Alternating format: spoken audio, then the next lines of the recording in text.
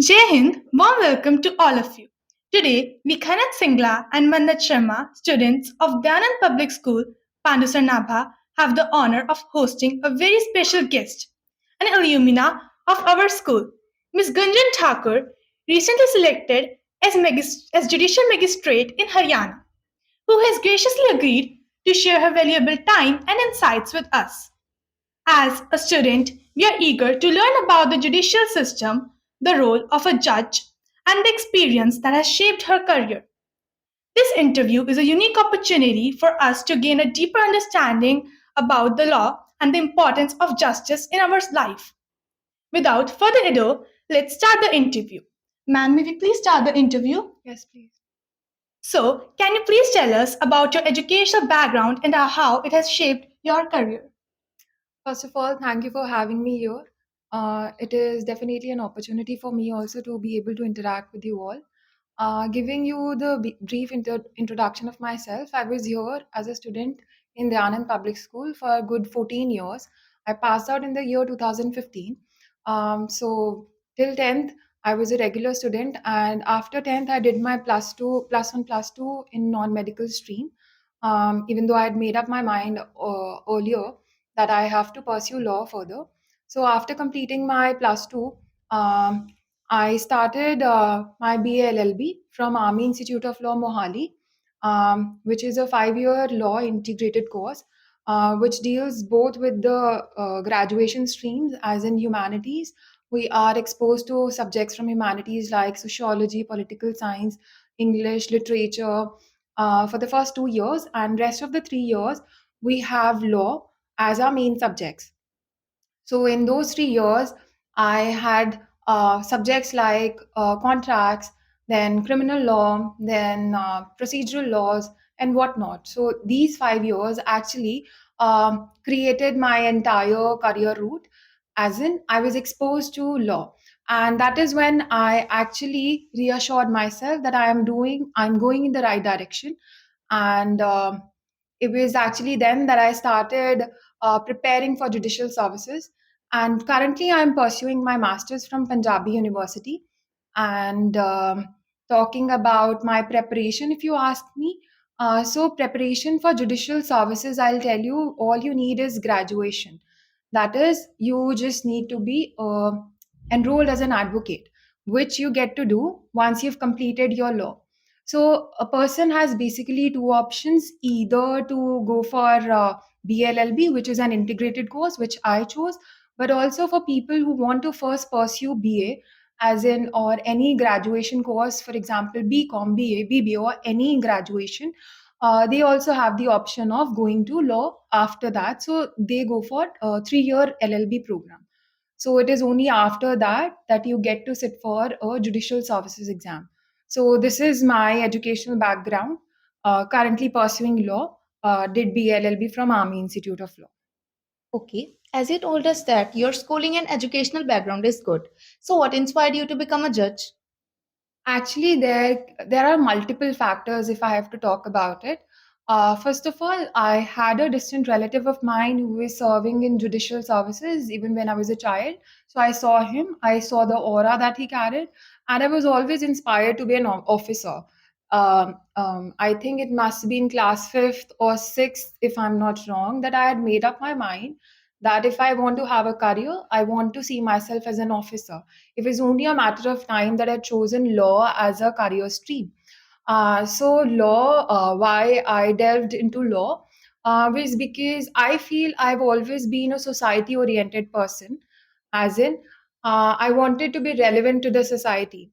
So even while we were pursuing our regular classes, I would always find myself more inclined towards sociology, more inclined towards political system. And since I was regularly reading newspapers, I would find myself surrounded by situations like crimes. I wanted to be of use to the society in some way or the other. So that is why I chose law, because I think law is the closest to the society. By pursuing law as a career, you can be part of the society, but at the same time, you can do something for the society. And choosing judicial services, was a decision I made because I feel that judiciary offers you a wider horizon to see things. You get wider perspective. You see both the sides. You listen to one party, but you also listen to the views, the perspective of the other party, and that is how you have to decide on any situation.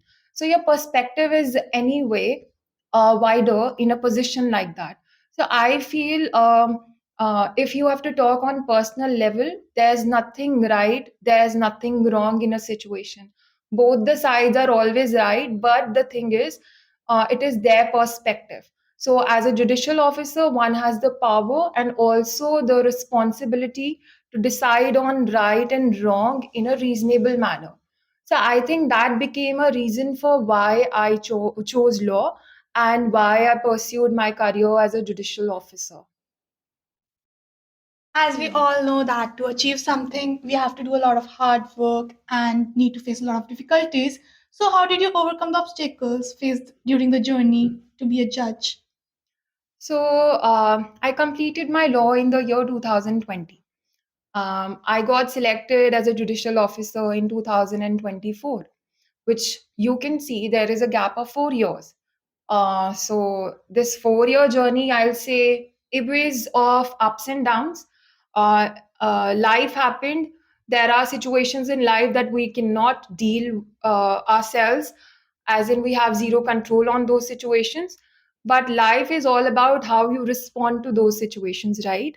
So I'll say this preparation has taught me a lot. It has taught me the mental health challenges one has to go through while preparing, because there's always this uncertainty, first of all, when the notification for the exam will be out, which is a major obstacle in judicial services, if I have to talk about it. Because unlike UPSC, which comes yearly, judicial services is a state level examination, and you never know when the notification will be out. So a person has to keep preparing no matter what without knowing when the notification will be out. So that is one challenge if I have to talk about it. Second challenge is to make sure that you are disciplined. So I found that most challenging. Why? Because while I was preparing by myself, sitting at home, I found it very challenging because I was by myself. But to overcome that, I joined library, which ensured me that sense of discipline. I was accountable to myself. I was answerable to my own conscience that yes, today I have done my part. I have studied for 10 hours, 12 hours in a day at length, and which gave me that surety that I am going in the right direction. So, one thing that I have to suggest here is that when you have to make your mind that you want to be an officer, first of all, think twice and think if you are ready to give that level of dedication, that level of discipline to the field. If you can manage that discipline, if you are ready to put in 12 hours in a day or more, maybe to achieve your goal, then you are ready to go. And when you start, always have faith in yourself that you are capable of doing it, and have that faith, because I feel if you don't have faith in yourself, then who will have that faith, right? So when you start any journey, it can be any journey, make sure that in your head you've made up your mind that you are capable of doing it, and that position is something that's meant for you. Have that sense of faith, and to execute that faith, you have to have that discipline also, because without discipline, having faith in yourself is merely a dream. You have to work on your dream, because to make it happen, discipline and dedication is something that you have to really work on. And also, I'll say there are times that you'll find yourself miserable, you'll find yourself as failing, but take that as a lesson. So, some wise person has said this: when you fail, introspect, find what went wrong, find what your flaw was. But like merely finding that flaw is not sufficient, you have to work on the flaw. So, I found myself struggling with discipline. That was one flaw that I found in my preparation when I was preparing myself. So I'll suggest, when you prepare, always have some mentor. Mentor is very important in journey, because that ensures a streamlined preparation, I'll say. So this year, when I prepared for Haryana Judiciary, I had joined some mentors. They guided me well. Then, other than that, always have that sense of perseverance and resilience, that yes, you can do it. Even if you fail, you have to get up again. You have to get that goal of yours. So that is something that, at one hand, I find is a challenge to deal with, but also you only have the power to deal with those challenges, and you have the power to respond to those challenges. So it is up to you ultimately, if you'll be able to achieve your goal or not. And even if someone fails one time, take that as a teaching. Actually, failures humble you as a person. You become a better version of a person. You understand challenges like failure. You understand person's mental health challenges better, and what it is like to feel failed. So I think this is a journey which you need to enjoy, but you also need to work really hard on. Okay, one more question I want to ask you that what advice would you give to the students who are interested in pursuing a career in law? If a person is really interested in pursuing law, first of all, it is a very wide subject. Today, I think there are n number of opportunities if you pursue law as a career. First, it's a professional course. Once you're done with your course, you enroll yourself as an advocate, you can practice. So, that is one power, that you don't have to go around finding jobs. You are self employed first. You can start your own practice. Second, I'll say, there are jobs in government services, like one that is judiciary, that we all know of. But then there are few jobs like JAG. JAG is a reputed job in army, which is Judge Advocate General. A few of my batchmates from college, they have cracked this job, they have cracked this exam, and they are officers in army in the capacity of a Judge Advocate General, which is a fascinating thing if you want to serve both in army but also you want to deal with law as well. Then third, I'll say, banks these days, they also employ law officers. There are innumerable exams that happen every year for a law officer, which pay you well. And then there is a post for SEBI officer also, which is something that deals with business law.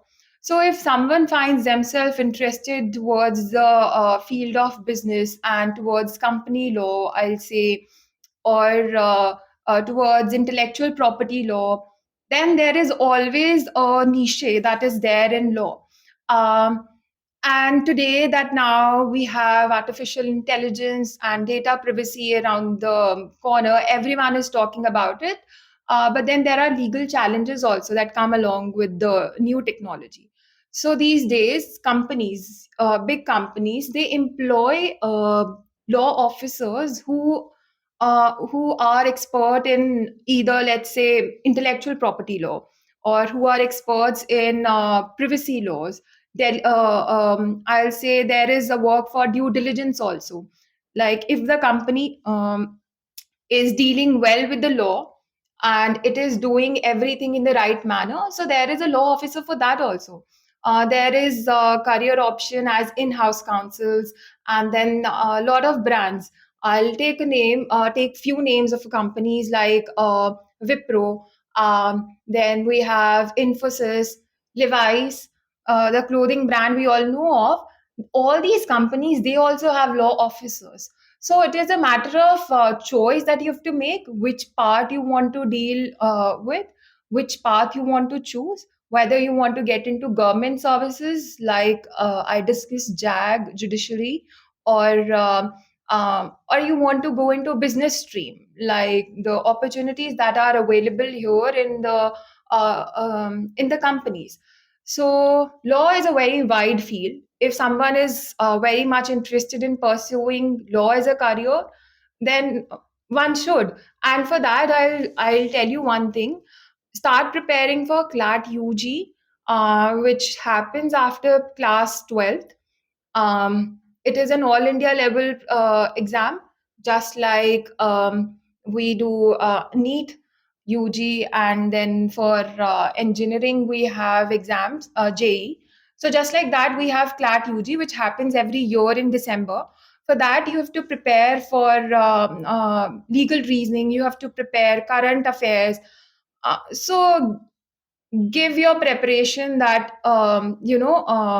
give it an edge by preparing earlier. Start preparing earlier. Start preparing by 11th class only, because there's a huge competition, and once you get yourself into law, then there's wider perspective that will be available.